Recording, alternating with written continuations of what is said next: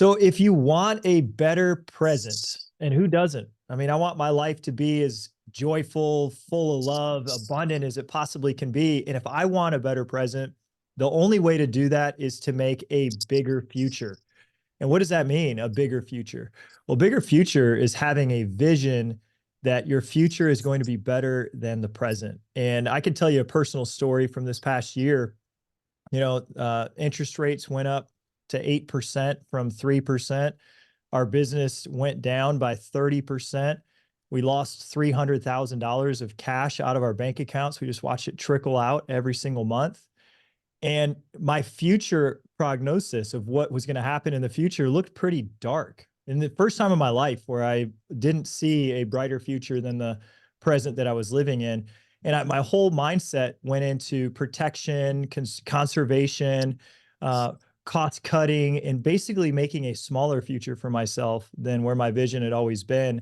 And it was mentally one of the most challenging years. And I don't think it was challenging because of the loss of money. I think it was challenging because my mindset started to see a smaller, worse future than the present or even the past.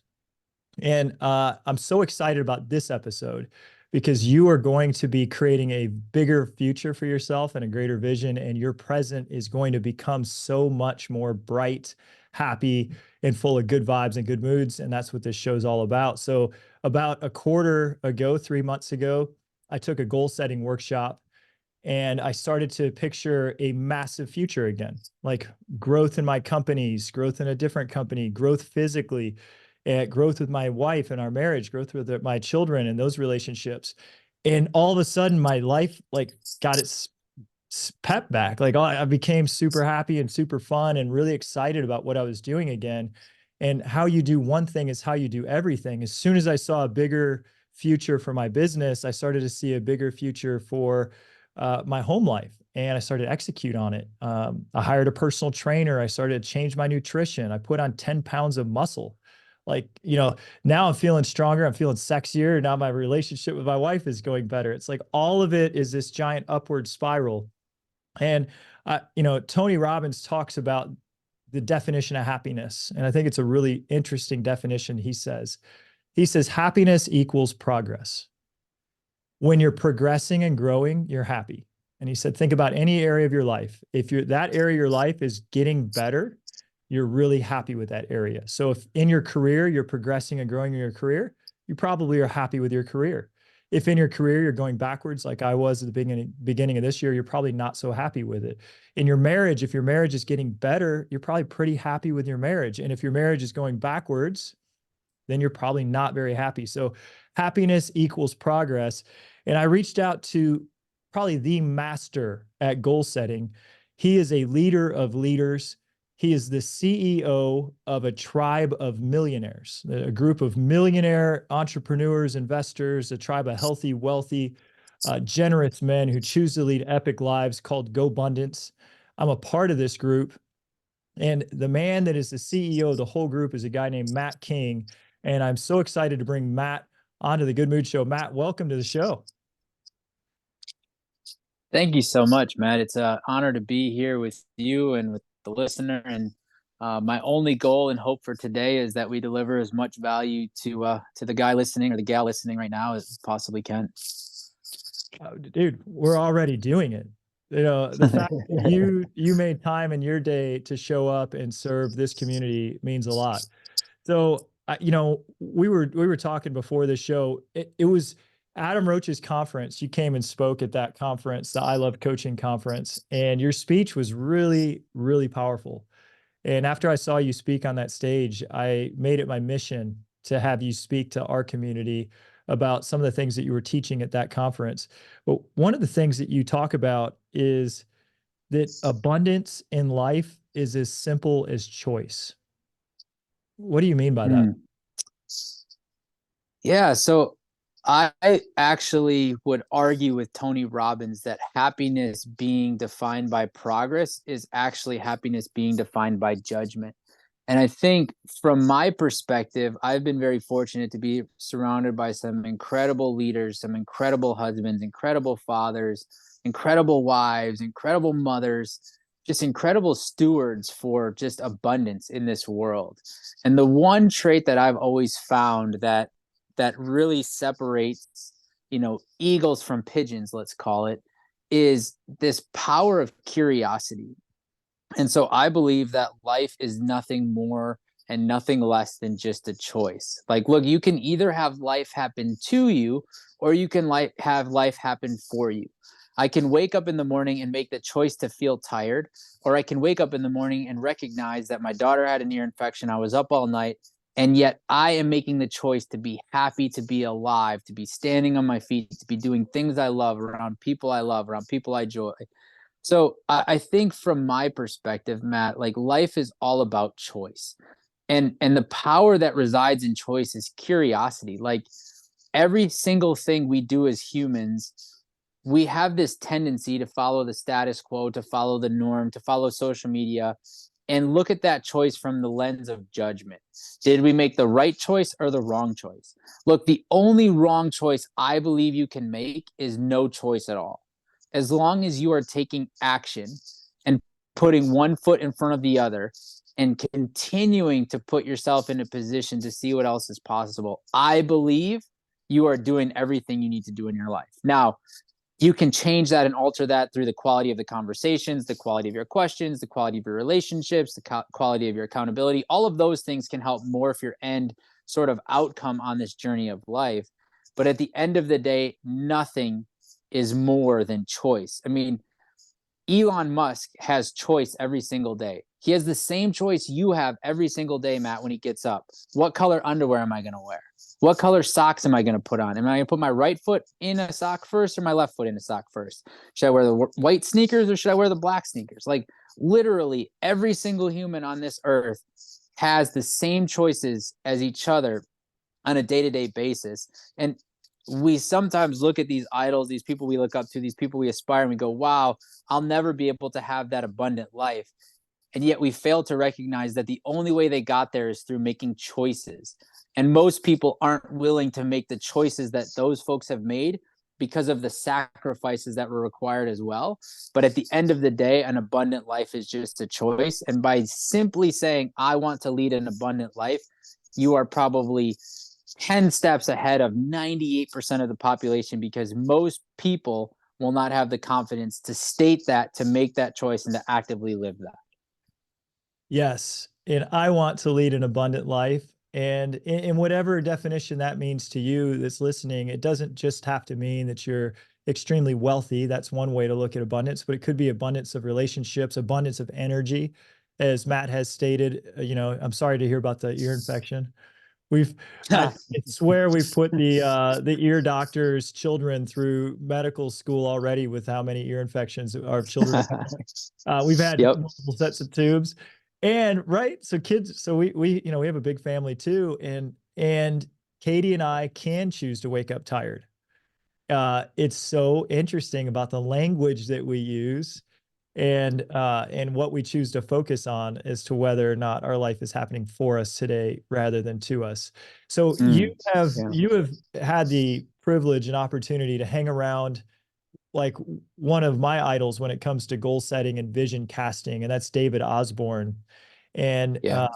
I've watched many of his goal setting workshops. You're now leading goal setting workshops for this tribe of millionaires, these incredible leaders.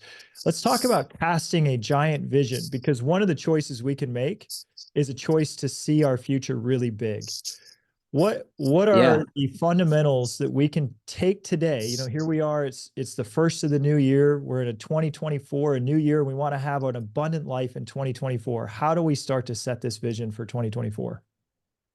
Yeah, so you're spot on. I've been so fortunate to be around probably the best goal setter that I've ever been exposed to in David Osborne, and not just around him in terms of like we've bumped into one another from time to time, but in terms of like I've worked out of this man's house for the last 9.5 years. This guy married us. Him and his wife were the first people to meet our children because our parents were on an airplane coming down. So like I have been ingrained in this man's life and he's been ingrained in mine. And I've been so fortunate, so blessed, so lucky to be around him and learn through osmosis everything that he's done to have this abundant life, to lead this successful life. And so, what I would encourage everybody to do is the first thing you have to do is you have to have a vision for your life. Because if you don't have a vision for your life, the first person you meet every day is going to give you theirs. And if you are driving to work right now, when you walk into the office and your boss tells you, this is what I need you to do today, you will see and understand that example that I just made. You did not have a vision for your life, and that boss does. And so now their vision, becomes your tasks, becomes your to-do list. So I would also tell you, and pretty much every motivational speaker you could ever possibly listen to will tell you this as well, that we as humans grossly overestimate what we can accomplish in 1 year, but we grossly underestimate what we can accomplish in 5. So as you're sitting there listening to this, like, reflect back on what your life looked like 5 years ago. And 5 years ago, could you imagine having that beautiful daughter that could even come into your room with an earache?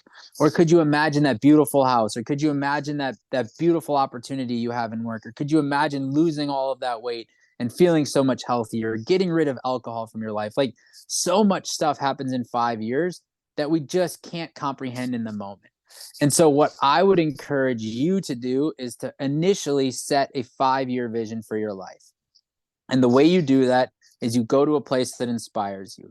You go on a beautiful hike and you're overlooking a lake in Austin, and as the sun comes up, and you take out your journal and you start off by writing, wow, the last 5 years have been amazing, ... And you start bringing 5 years of life into this journal, into this reflection, into this 5-year vision.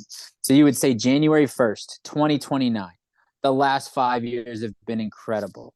I can't believe Melissa and I have been married for 12 years. I can't believe Rylan is now 10 years old. I can't believe Bodie is turning 7, and my body fat's at 12.5%, and my golf game is at a +2 handicap, and my passive income is in excess of $1 million a year, and my net worth is in excess of 10 million. Like, you get super, super clear. And what you do is you write a compelling story for your life. Because what you're trying to do ultimately is you're trying to train your subconscious mind that this is possible if I choose it. And so the only thing I would caution you to do is be careful about how specific you are, because it is shocking how much of your 5-year vision, whether you're aware of it or not, will actually come true. It comes all true. the way down to the point of it comes true, man. Like, all the way down to the point so where true. Go ahead. I wasn't clear in my first 5-year vision if we had a son or a daughter, and our first baby was a daughter. And I had kind of had a little pressure from my family. I'm the last king in our sort of family lineage to carry on the king name, so I had to have a son. Yeah. And I was rereading my 5-year vision. I was like, man, I should have wrote, rather than saying we have 2 beautiful children, I should have said we have a beautiful daughter and a beautiful son. So I modified my 5-year vision. I said Rylan, who was our daughter at the time, is 2, and our son is just being born. And all of a sudden, like 9 months later, my wife gets pregnant, and she comes to me a couple weeks later and goes like, we're having a boy. And I was like, wow, thank goodness I modified that vision. Otherwise, we would have had to have a 3rd kid, which might do anyways. But I was like, wow, isn't that incredible? Now, it could be true, and unrelated. But all I can say is that is not the only piece of my vision. I'll tell you what, man. Katie and I said we wanted to have 4 healthy children, and I wanted a son too. And it didn't matter. You know, we ended up having 3 girls, and I said, we're going to have a 4th child. And if it's a son, you know, if we have a boy, that's fantastic. If it's a girl, fantastic. I just want a 4th healthy child. And that's the only way I think you should go into bringing a life into the world you're going to care for the rest of your life. And on my vision board, I had a picture of a baby boy. We were building our house at the time, and I had the cabinets in his bathroom painted navy blue. The tile on the floor was baby blue. The room was painted baby blue. Like, the visual cues that we were going to bring a boy into the world were very strong. I met a guy through GoBundance, Chris DeFalla. He recommended a book to us called Baby Dust. We read that book. We followed the instructions. It said you have an 80% chance of choosing the sex of your baby if you follow this process. We ended up having a boy, and I'm thrilled, right? He's our little boy. He's completely different than our 3 girls, but we love them all the same. I'm corroborating your story here, that you do need to be very careful how specific or unspecific you get with what you say, because your subconscious, the universe, God, whatever force it is it listens to what you say and what you intend, and it delivers exactly that. I can't disagree with that. And I can give you way more examples than just my children, but it's exciting to understand that ultimately having a vision for your life and setting goals for your life gives you the ability to predict the future. And all of us make that joke of like, if I had a crystal ball, like, no, you do have a crystal ball. You do. You just haven't recognized that it's your goals and it's your vision. Yeah, I love the 5-year vision casting. So I took the Recruit Select class, and David Osborne taught a day of that with Dirk Van Reenen in Austin, and I was taught the process on how to create someone's 5-year vision that we were thinking of bringing on the team. And every time I go to help them paint their 5-year vision, I give them that same warning. I say, I have to warn you, whatever we put up here is most likely going to come true in your life. So take this extremely seriously. And I've been doing this for years now. And all of these people that work with me now are having like going to Scotland and having these incredible adventures and experiences. And it's powerful because they probably had never casted that vision before. So if you're listening to this episode, Matt is teaching you how to think forward. You're literally time traveling. Time is not a constant thing.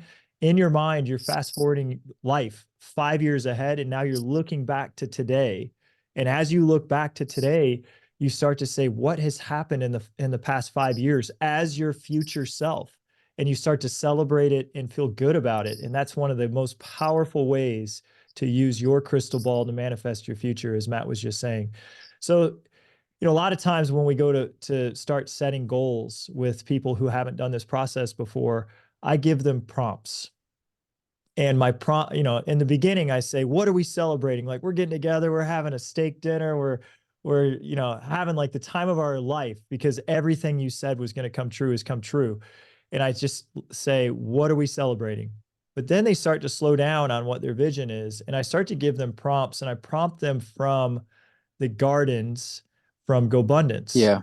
Do you set your own goals, kind of thinking about these different areas of life, these 8 different gardens of life? Yeah, I absolutely do. And I write my vision the same. So the way I start my 5-year vision whenever I rewrite it is no different than the way we were taught how to write a multi-paragraph essay in high school. Now I'm a college dropout, so I'm not some whiz that can teach you all these, proper grammar and technologies and techniques. But I can tell you that when we were in high school, they taught us the power of a mind map. So in the middle of the page, you drew a circle and you wrote, what is the paper going to be about?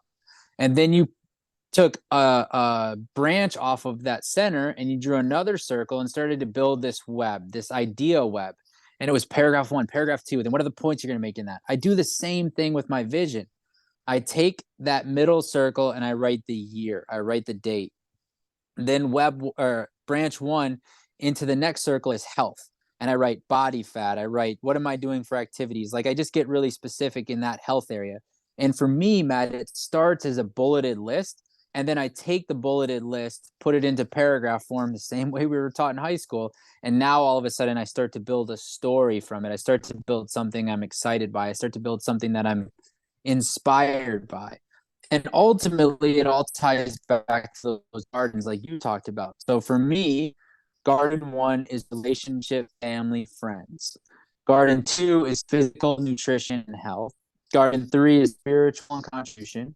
Garden 4, intellectual, education, personal. Garden 5 is lifestyle and adventure. Garden 6, environment and my tribe. And Garden 7 is my personal financial goals. And so all of my vision has those in it. Yeah, and Matt, I'm just gonna go back and repeat these gardens, because we were losing connection there as you were talking about the gardens. The first garden that is really important to you, you said, is relationship. And for relationship, this can be romantic relationship. Can this also be relationship with your children, or relationship with your parents, or relationship with your friend, with your friends? all of it. So like if I told you my goals for 2024 under relationship, family, friends, it would be dates with my wife, it'd be rounds of golf with my dad, it'd be getting my daughter into soccer and tennis, getting my son into soccer and golf, it'd be a father-son trip, it'd be a King family extended vacation, which is my side, it'd be a Harrigus family extended vacation, which is my wife's side. So like it's more than just my wife. It's more than just my children. It's my friends and my family and all of those people I come in contact with. Yeah, and let's stay with it. So I've got my goals for 2024 when it comes to relationship too, and you just named some of yours. You know, I've got having 2 romantic dates with Katie every month, and you know, seeing some of my old college friends at Christmas, and connecting with some of my best friends that live locally here every single month in person. And you know, with my children, I want to take Harper on a trip to Paris, just a one-on-one. She created a vision board a few years ago, and it had Paris on it. And I'm taking a one-on-one trip with her this year. And I want to show her the power of what it means to put something up on a board and have it come true. So I want to take her to Paris on a one-on-one trip. I also want to get her involved in really serious cheerleading because that's her passion. So I want her to make a big cheer team. This year, I want Cameron to grow as a point guard in basketball. I want Kelly to really become her own in soccer and start to be the player that we're watching her become. And with my son, man, he's 2. So I'm looking forward to starting one-on-one time with him, with just dad and son, between this age of 2 and 3, that we start to do things just him and I together. With my mom, I want to take her on 1 date every quarter. And those are my big relationship goals for this coming year. And hopefully, as Matt has shared and I've shared, this can spark you to start thinking about what your relationship goals are for 2024. You know, what's your second bucket, Matt, after relationship? Yeah, for me, my second bucket is physical, nutrition, and health. So like my being as a body, how am I looking after my health? What are some of your goals for this coming year when it comes to health? Yeah, so I have body fat at 12.5%. I have 285 workouts, 150 saunas, 150 cold plunges, 150 red lights, get my blood draw 3 times, go to our personal trainer with my wife 30 times, do the pre-cancer MRI with my wife, and then retest on my VO2 max. And one of the things I would tell you is when I share these goals, most people look at me and go like, how do you have enough time in a day to work out, sauna, cold plunge, red light therapy, and go to work and be with your wife and then go spend time with your 2 children? And I would tell them it's easy. It's called habit stacking. So what I do is I want to get red light therapy exposure and I want to work out. So I have 2 options. One is I do red light for 10 minutes, then I run for 10 minutes. My workout's 20.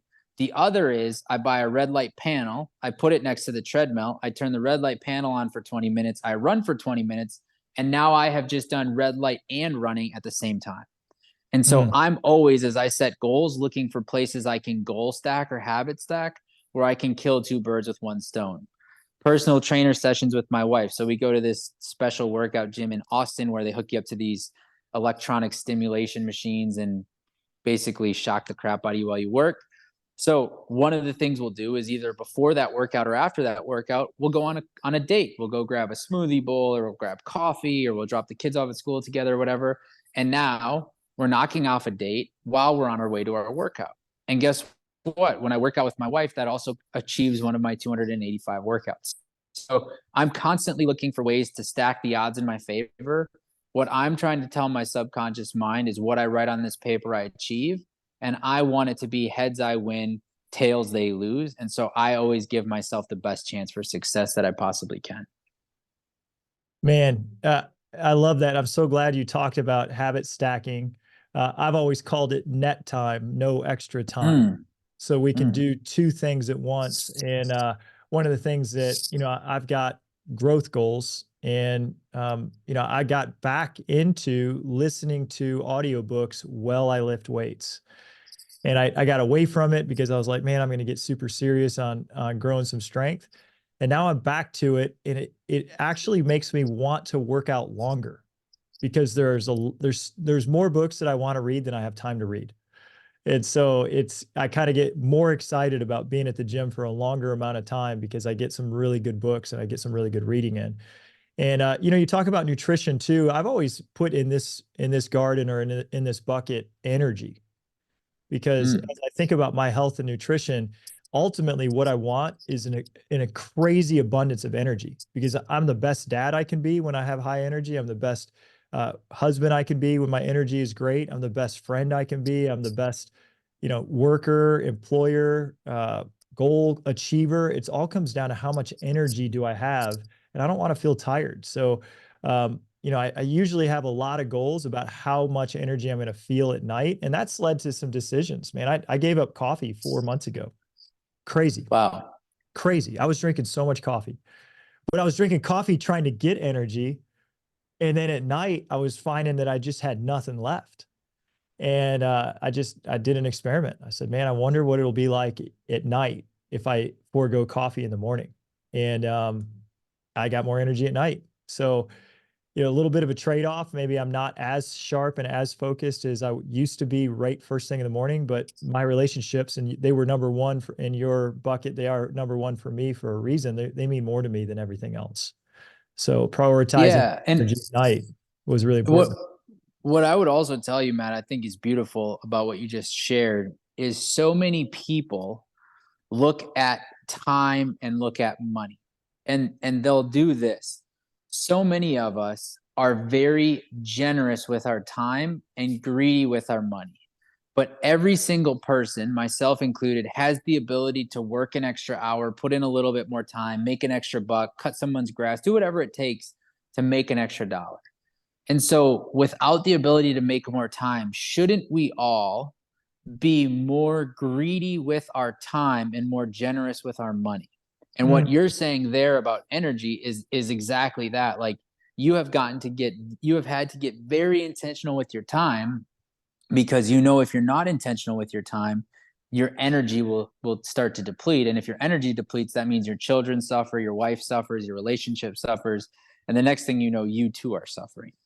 absolutely. I like that. I want to be more greedy with my time and more generous with my money. I'm gonna steal that and live by it. Thank you, Look, brother. man, you can steal it and have it. I tell people all the time, my favorite thing to do in life is R&D. And for all the scholars out there, you're going to tell me, oh yeah, research and development, it's beautiful. No, no, no. Rip off and duplicate. The greatest form of flattery we have in this world we live in today is to copy someone. There is no greater compliment you could pay than to take the idea or the habits or the golf swing or the shoes of somebody that you idolize, somebody you look up to, somebody you respect, and make those your own. So like have it. Like that's how I lead my life is I'm R&Ding everything. And I'm always tweaking it. I'm always making it my own. But at the end of the day, I'm always looking to people and saying, wow, like that one-on-one trip with their daughter has been a definer for their life. And their daughter's 19. I could do one of two things. I could admire them and appreciate them sharing, or I could admire them and say, well, if it worked for you, it should probably work for me. So I'm going to go on a one-on-one trip with my daughter every year. And I think life becomes more effortless when you do more R&D. So that, one of the gardens is environment or tribe. And this is a perfect segue into this. You gave a whole speech at I Love Coaching about how you are the people you spend the most time with. Mm. Why is this environment or tribe bucket so important when we're casting our vision for 2024? Yeah, so for me, environment and tribe ultimately is what leads to energy. So from your perspective, you put energy in physical nutrition. For me, environment and tribe is where most of my energy gets recharged or my buckets get filled. So I was watching Hard Knocks this year, and the Jets head coach Robert Saleh talked about this concept of birds attacking eagles. So we all know what a bald eagle is. It's this beautiful bird. It soars and it's just magical. Now, there's only one bird that will attack a bald eagle, and that's a crow. And the way a crow will attack a bald eagle is it will latch onto its back and peck at it. And the way that an eagle will defend itself is it will fly to a height where a crow can no longer breathe. The crow will fall off and the eagle will continue to soar. And so I took that concept and thought about, well, isn't that true too of life? Like eagles and pigeons are not flying at the same altitude. They're not flying in the same air. Eagles are soaring much higher than pigeons. And at times you'll see eagles down with the pigeons, but never will you see pigeons up by the eagles. And so when I think about environment and tribe, I think of this concept of you are the sum of the 5 parts that you spend the most time with, or the 5 people you spend the most time with. So if I know that through osmosis, I am going to be like the people I surround myself with, then shouldn't I choose to be around eagles rather than around pigeons? And that's not to say there isn't a time to spend with pigeons and help them along the way, but it is to say that you need to protect your energy and you need to understand that through osmosis, you will attract whoever you're around or the life that you're around. And there's science around this, Matt. Like there's a research article that was put together that says if you take a performing individual in a workplace and you put them within 25 feet of a high performer, their performance will increase by 15% with Wow. nothing else changing. And if you take that same human and you put them around a low performer within 25 feet, their work performance will deteriorate by 15%. Nothing else changes. So, like, whether we want to believe it or not, energetically, we become the people we spend the most time with. And so for me, environment and tribe is all about focusing on soaring with the eagles. It's all about focusing on making sure my energy goes to where my energy needs to, and then ultimately making sure that I'm surrounding myself with people that I aspire to be like or be around and would be proud to say I am like them. So how do we find these people? How do we find this tribe? I remember when I was in my 20s, Yeah. I would read, like Think and Grow Rich. He's talking about the mastermind Yeah. and getting yourself around all these amazing people. That's going to change your life. And I'm like, where Yeah. do these people live? At the time I was 25 years old and thinking I can't hang out with these, mega influential, incredible people. They're not going to take me seriously. So I really struggled with how am I going to grow this environment? What do you recommend there? So I would recommend to look to somebody doing something you want to do in your area. So if you're in real estate sales, look up the #1 real estate team in your market. And then what I would encourage you to do is reach out to the owner of that team. And you would say, "Hey, Matt, I just wanted to reach out to you and let you know I've been following you on your journey. I saw that your 4th child was a son. Congratulations on that. The navy blue cabinets in the bathroom are beautiful. I was wondering what it would take to earn coffee with you. Nothing more than 20 minutes. Please let me know if next Wednesday works or if there's an alternative to booking in your calendar." And then you just wait to see what happens.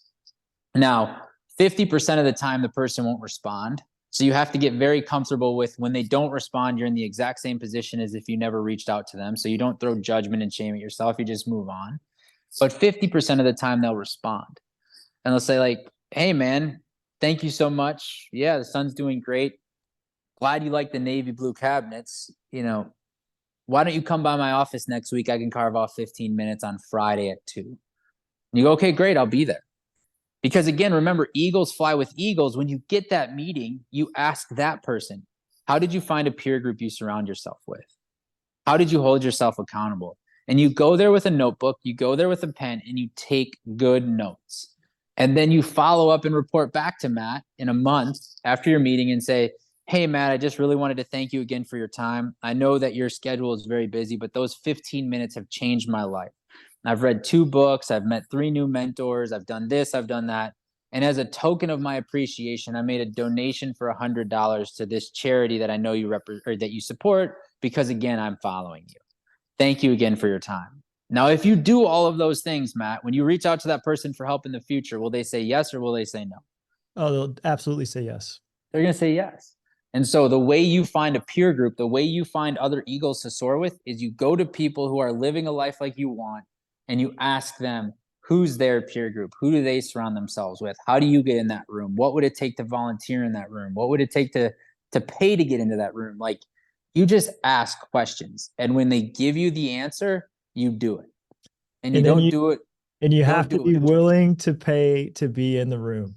You have to be willing to pay, whether it's paying to sacrifice time with a family member, paying to sacrifice money. You have to be willing to pay the dues. And when you do, you get more energy, and then access to a bigger, more abundant life. And you may think, oh, this is going to cost me, but actually it just gives to you. So it's been one of the lessons that I have to continue to learn over and over and over again in my life, is to continue to go for no and ask bigger and bigger who's for those meetings, because if Yeah. I do, it changes my whole life. Look, David taught me this concept. He said, when I was young and I was building these Keller Williams offices, I was driving up to Dallas, and as I would crest over this hill, this big, beautiful Dallas skyline would come into the view of my windshield. And the sun was setting or rising, excuse me, over these beautiful skyscrapers. And he'd go like, man, imposter syndrome would kick in. And I'd start to ask myself, like, what am I doing here? Like, who am I to be tackling this giant city and trying to build this random real estate brand? And all of a sudden, one day, rather than asking those questions, he began to ask himself, why not me? Someone's going to build a real estate empire in Dallas. Why not me? Someone's going to build this Keller Williams brand. Why not me? And so I've done the exact same thing in my life. Someone's going to have that meeting with Warren Buffett. Why not you? Someone's going to have the meeting with the number one agent in your marketplace. Why not you? And I believe that the mind, our sort of being as a human, is so addicted to finding solutions that if we harness the power of question asking, our mind will go to work for us in mysterious ways. So if we say things along the lines of like, someone's going to meet Elon Musk this year, why not me? Who do I need to become to meet Elon Musk? What do I need to do to meet Elon Musk? What do I need to learn to meet Elon Musk? What opportunity do I need to meet Elon Musk? And you keep asking yourself questions. At some point this year, your mind is going to find the way or make the way to get you in a room with Elon Musk. I truly, truly believe it. There are a couple more gardens here, or bucket areas of life. What we've spoken of family and relationship and health and nutrition, and now we've spoken of environment and tribe. What's another one of your favorite areas you like to cast your vision around?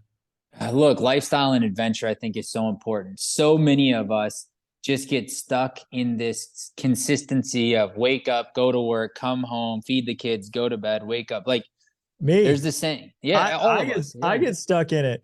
And again, Same. energy conservation.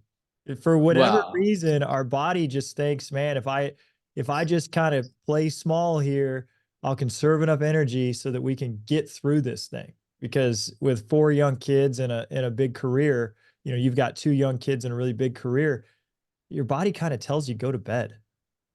yeah, and I do. I go to bed between 9:45 and 10 every night. Now I wake up every day at 4:17, and I'm very intentional with my mornings because of what you're talking about. Like, I'm pouring my energy and stuff where it needs to go. But without lifestyle and adventure in our life, Matt, I think at some point our soul, our spirit, our being, it dies. And so you want to make sure that that flame, that fire inside of you doesn't burn out. And the way that I have found to do that is to have lifestyle and adventure goals. Play golf, go on an international trip, take your daughter to Paris. But don't just set the goal of I'm going to take my daughter to Paris. Once you set the goal, book the dang trip. Like, get it on the calendar. Buy the airplane tickets, book the hotel. Because when you do that, you no longer have this opportunity for excuses to happen, life to happen, and you now say no to that opportunity. But instead, it's like, well, I'm not going to get the money back for the tickets. The hotel was non-refundable. And like, I already told my daughter, so she's super excited. Guess We're what? You're going to going on the trip. Paris. Hey, we're You're having going some on the trip. baguettes. Yeah, you're going on the trip. So for me, lifestyle and adventure, I think, Matt, is one of the most important gardens to pay attention to because it keeps that flame inside of us alive. I love that. And I love spending money on experiences over Mm, things. Of mm. course, things are nice too. So I know part of this lifestyle is the house you live in and the clothes you wear and the car you drive. But for me, I always prioritize the adventure piece of it, because when I think of my life, there was a book by Chip and Dan Heath, The Power of Moments, and Mm. they said your life actually slows down when you throw massive big moments into it on purpose.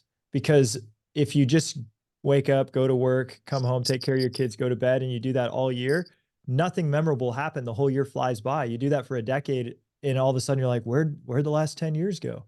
Well, if you go to Paris, if you go to Ireland, if you have these epic adventures every single year in multiple of them, then you have all these memories and you actually feel like you did more during the same amount of time. So time slows down for you as you have bigger adventures. Yeah, and I would encourage each and every one of you, which unfortunately we'll all have to at some point in our lives, attend a funeral. When you go to the funeral, listen to what people are talking about.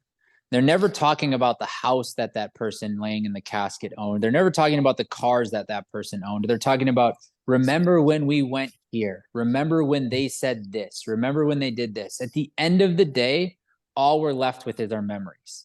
And so I think creating memories is like a magic bullet or a magic pill for life. And I think you hit the nail on the head by saying, like, focusing on adventure and doing things big will just fill your energy bucket up more than you could ever believe, because at the end of the day, all we've got is our memories. So another big bucket is going to be that financial bucket. Yeah. You know, what are some ways we should think about setting goals when it comes to financial investment and business goals? So I think the first thing we all need to do is we need clarity around our finances. So if you don't have the clarity, one of my goals would be determine what my monthly spend is. And another one of my goals would be determine what my monthly net income is. And I would get clarity on what A minus B and how that equals C. And what I mean by that is A, how much money am I bringing in? B, how much money am I spending? And C, how much money do I have left to invest? And invest can be in assets or invest can be in experiences. Most people live their lives not knowing A, not knowing B. And so what happens is A gets less than B. They go into debt and now they're forced to stay at a job they hate because they have to make the credit card payment that they despise making because they didn't have the clarity early in life to make good decisions around how to spend their money. So the first thing you need to do is get clarity on what you bring in, what you spend, and then what you have left to invest. And then you need to look at it and say, like, okay, what is my 5-year vision from an income perspective, from a wealth perspective, from a passive income, from an investment? And reverse engineer that. Like, if you're making $50,000 this year, to set the goal next year of I'm going to make $100,000 might seem scary, but it's achievable. Setting the goal of going from 500,000 to 5 million, possible, but you're stacking the odds more against you. And so as you set these goals, if maybe your net worth is $200,000 and your goal is to have a $2 million net worth in the next 5 years, this year your goal isn't going to be to go from 200,000 to a million. This year your goal is going to be to go from 200,000 to 600, and then 600 to 1.5, and then 1.5 to 2. Like, you're going to stair step it. So as you're thinking through your financial goals, think about where you want to be in 5 years, and then reverse engineer that into what do I need to do in the next 12 months to put myself in a position where luck can happen. And luck is when preparation meets opportunity. So I tell people all the time I got lucky, because it's way easier to explain than I put in the hours, I grinded, I took notes, I hustled. Like, I don't want to tell that story. So I just say I got lucky. And most people go like, oh, cool, you got and lucky. You know what?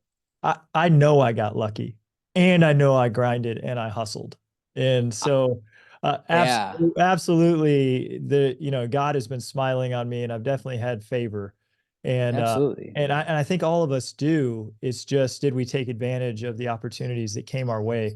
I want to share a story. I watched a video by David Osborne probably 8 years ago, and he drew on a whiteboard a picture of a tree with apples on it. And he said, you plant seeds and you grow orchards. And it's had the biggest impact on me financially. And I had an opportunity to meet with him one-on-one, maybe 5 years ago. And he just said, one of my 3 jobs is to find deals, find investments. And that always left an impression on me too. And so when I started tracking my net worth, around the time that he had said plant seeds, grow orchards, and what he meant by that was you invest in things that then become big over time. And for me, I said, well, the vehicle I understand is real estate. So I started to buy some real estate assets. All of my net worth growth has come from real estate assets that I bought years ago. And that's just never, that lesson has never left me. So now I'm saying, okay, as I want to grow my financial future into the future, I need to be looking for investment deals. And for me, those are real estate investments that 10, 20 years from now are going to be massive orchards for our legacy and our family. Yeah, that's exactly right. And so now your goal may be to analyze 100 deals this year, or your goal may be to put offers in on 50 deals this year. You're not going to necessarily set a goal around buying 3 properties, because at the end of the day, you don't really control that. And the last thing you want to do is put yourself in a position where you're overpaying for an asset just to achieve a goal. So, there are some guardrails here from a goal setting perspective that you would want to contemplate. But if you looked at 100 deals and put offers in on 50, the result is going to be you're going to get at least 3 deals, like just through the laws of nature and the odds. So, I would then set goals around how many deals I'm going to look at, how many deals am I going to put offers in on, and I would have those be the targets I strive for. Yeah, and this is what happens. Assets grow in value. So Yeah. if you buy something today, 10 years from now, it's probably going to be worth double. And at least in my town, that's how it looks. So, our last bucket is spiritual and contribution. And this is not just a bucket to be overlooked. It is a really important one for me. What are some of the ways that you set your vision for spiritual and contribution? So for me, we have a 4-year-old and a 2-year-old, and my wife and I are like, trying to wrestle these chaotic monsters on a daily basis into brushing their teeth or going to bed. And I was talking to my wife as we wrapped up our 2023 planning and started to look at 2024. And I was like, what are our family core values? And we didn't really have as much clarity around that as I thought we should. And so one of my goals is to have our King family values ironed out and posted in all rooms. So I want my son to have the values hanging in his room. I want my daughter to have the values hanging in her room, and I want the values hanging in our room, because I want those to be how we lead our life. I review my 5-year vision 50 times. That's one of the goals in this garden. We've gotten into going to church. So going to church a certain number of times, reading the Bible cover to cover, because I've never done that, is on my goals. I did meditation. So anything you look at from a stress perspective, they'll tell you meditation is one of the most powerful things you can do. Well, I suck at slowing down my mind. And so I decided I'm not going to suck anymore. I'm going to meditate 100 times in 2024, and I'm going to become good at meditating. So I will find guided meditations 100 times, and people will be like, well, when are you going to do that? Well, guess what? I have 150 saunas. So 100 of the 150, I'm going to do a guided meditation in the sauna. Net time. Exactly. So just stacking stuff. So for me, it's about, and then there's contribution. So we do a lot of contribution. We do holidays for families in need and stuff. And we're actually going to do something, hopefully this weekend, where we take our children. I want to go to a Walmart in a lower income area in Austin.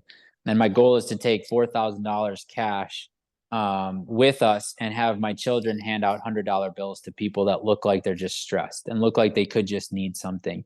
And my real hope, Matt, is that I find some person that it really touches, and then I can give them $1,000 and go, just go make your Christmas magical. Go make your New Year magical. But I want to do it with my kids. I want to do it with my children. Like if I was in that Walmart and you saw me all stressed out, and a sweet little child came up with $100 bill, that would make my day. Like that would be freaking incredible. You guys are going to be so close to the people that you're impacting. That is a really fun contribution thing to do. And I love that you're involving your children.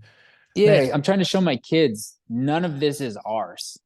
It's all just borrowed. Like we're just stewards of it. Like, so for us to hoard it does no good, but for us to be good stewards, for us to allow this energy, this money to flow through us and to the people that need it, is going to be what fills our hearts more than anything. And my daughter did it the other day. We had a guy at our house putting some lights in, and he's probably been in America for 2 years, spoke very little English, and he was outside putting some lights, and it was kind of hot out. My daughter came up to me and said, Dad, can I go get a water? I was like, yeah, sure, go get a water. So she goes to the outdoor fridge, gets a water, and all of a sudden she goes up to this man, this complete stranger setting up lights in our house, and goes, excuse me, would you like a water? He was like, oh, thank you so much. And when she turned after he took that water, the smile on her face was if she had just won the lottery. All she did was give a bottle of water. And so I want to ingrain that in my kids as much as I possibly can, because I need to continue to get better at it too. Dude, thank you so much for being such an inspiration. Thank you for inspiring everyone here today, me included. You're awesome. Looking forward to seeing you in Vermont as well. Yeah, man. I'm really just grateful to be surrounded by people like you, Matt. Again, Eagles fly with Eagles. And so to be in the same room as you, to be on the same podcast as you, to be pouring into the same people as you is an honor. And I really appreciate all you're doing to make the world a better place. And if I can ever do anything to help you or anybody listening to this, it'd be my pleasure, my honor to help. Yeah, Matt, is there any way people could get in touch with you or reach out to you or learn more about some of the stuff you do? I know GoBundance is the group that you run. Yeah. Would that be Yeah. where people? GoBundance is definitely a place to check me out. If you follow me on Instagram, it's mattking.atx. You'll see links to GoBundance and all the other fun stuff. But like at the end of the day, if you need something from me, just email me. It's matt@gobundance.com, and myself and my team will reach out, will respond. And the beautiful thing is I make time for everybody that reaches out, because I at one point was reaching out to people hoping they'd make time for me, and still to this day I'm doing that. And so if anybody reaches out, I'll always make time. Awesome. Matt, thank you. And y'all, thank you for listening. I hope you got as much out of this as I did. We'll see you next week.